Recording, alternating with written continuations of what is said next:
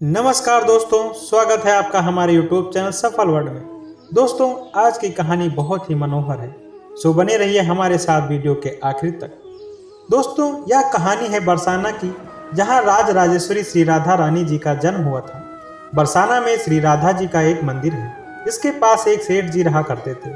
सेठ जी बहुत ही संपन्न थे, उनके पास सब कुछ था। आलीशान दुकान, भव्य भवन, 3 बेटे और 3 बहुएं। सेठ जी यूं ही तो हर तरीके से साधन संपन्न थे, लेकिन फिर भी उनके मन में बड़ा दुख था। उन्हें लगता था अगर उनके एक पुत्री होती तो वे अपने मन की सारी बातें उसी पुत्री को बताते और पुत्री को बहुत दुलार करते। कुछ समय पहले सेठ जी की पत्नी का देहांत हो गया था, इसलिए सेठ जी बहुत अकेलापन महसूस करते थे। सेठ जी हमेशा अपने घर के पास स्थिर मंदिर में श्री राधा जी के दर्शन करने जाया करते थे। एक दिन जब सेठ जी मंदिर में श्री राधा जी के दर्शन करने गए, उस दिन मंदिर में एक संत पधारे थे।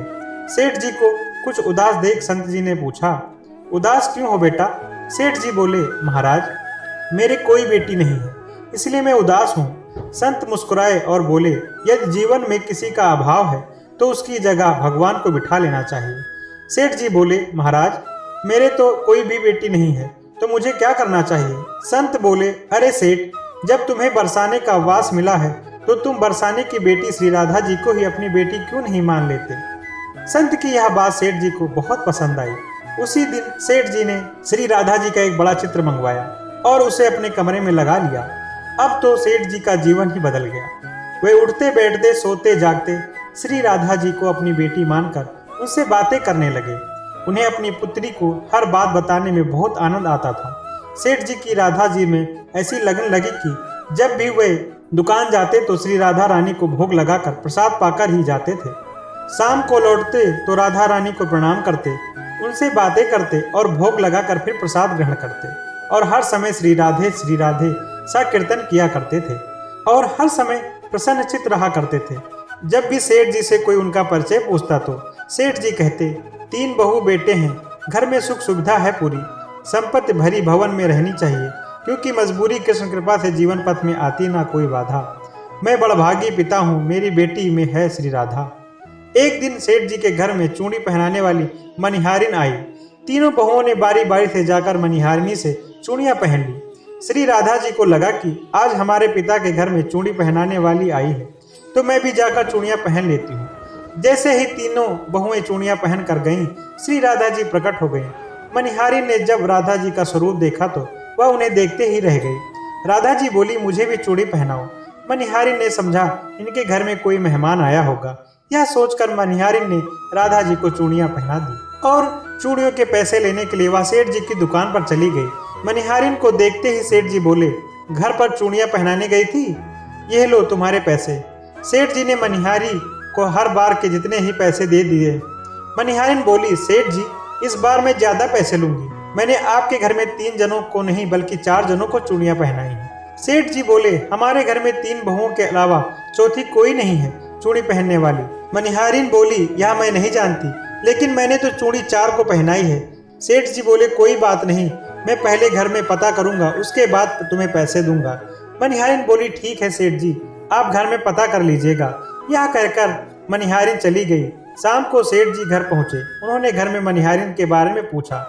उनकी बहुओं ने कहा कि केवल हम तीनों ने ही चूड़ियां पहनी हैं। सेठ जी बोले, मैं भी कहूं कि चौथा कोई है ही नहीं हमारे घर में जो चूड़ियां पहने। इस प्रकार सेठ जी यह बात भूल गए और अपने नित्य काम में लग गए। सेठ जी राधा राधा बोलते बोलते श्री राधा जी को प्रसाद का भोग लगाकर और भोजन करके सो गए। जब सेठ जी को नींद आ गई तो उनके स्वप्न में श्री राधा जी प्रकट हो गई। राधा जी बहुत उदास थी, उनकी आंखों में आंसू थे। सेठ जी ने पूछा, बेटी उदास क्यों हो? श्री राधा जी बोली, आज मेरा मन बहुत दुखी है। आपने मुझे बेटी तो बना लिया, परंतु आपको मेरी याद नहीं आई। आपने मुझे भुला दिया, इससे मैं बहुत दुखी हूँ। यह सुनकर सेठ जी सपनों में ही रोने लगे।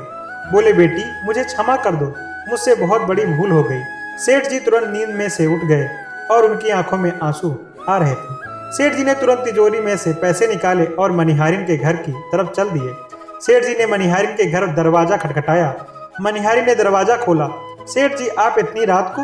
सेठ जी को अपने घर पर देखकर मनिहारिन चौंक गई। सेठ जी के नेत्रों में आंसू भरे थे। सेठ जी बोले, तुम्हारे जैसा बड़भागी कोई नहीं। मनिहारिन बोली, सेठ जी क्या हुआ? सेठ जी बोले, मैंने राधा जी को अपनी बेटी बनाया, परंतु मैंने उन्हें कभी अपने नेत्रों से नहीं देखा, लेकिन तुमने आज उन्हीं राधा जी को अपने हाथों से चूड़ियां पहनाई हैं। आज तुम्हारे जितना भाग्यशाली इस धरती पर कोई नहीं है। मैं तुम्हें अपनी पुत्री की पहनी हुई चूड़ियों का मूल्य चुकाने आया हूँ। यह कहकर सेठ जी ने रुपयों से भरी हुई थैली मनिहारी के सामने रख दी और कहा, इसमें जो भी लेना है वो ले लो। जब मनिहारी ने सुना कि वह स्वयं राधा जी हैं, उसने चूड़ियां पहनाई हैं, तो उसकी आंखों में भी आंसू आ गए और वह बोली मनिहारिन कि सेठ जी, मैं राधा रानी की चूड़ियों के पैसे आपसे कैसे ले सकती हूँ। राधा रानी तो इस बरसाने की बिटिया हैं और मैं इस बिटिया से पैसे कैसे ले सकती हूँ। सेठ जी वहां से वापस आए और सीधे श्री राधा जी के मंदिर चले गए। उस दिन के बाद सेठ जी ने सब कुछ छोड़कर संन्यास ले लिया और अपना शेष जीवन राधा जी के मंदिर में राधा जी की भक्ति करते करते बिता दी। दोस्तों, ये छोटी सी कहानी आपको कैसी लगी कमेंट सेक्शन में ज़रूर लिखें और यदि यह वीडियो आपको राधा रानी की कहानी के माध्यम से अच्छा लगे तो कमेंट सेक्शन में राधे राधे जरूर लिखें और यदि हमारे चैनल पर नए हैं तो प्लीज़ इसे सब्सक्राइब करना बिल्कुल भी मत भूलें। बहुत बहुत धन्यवाद।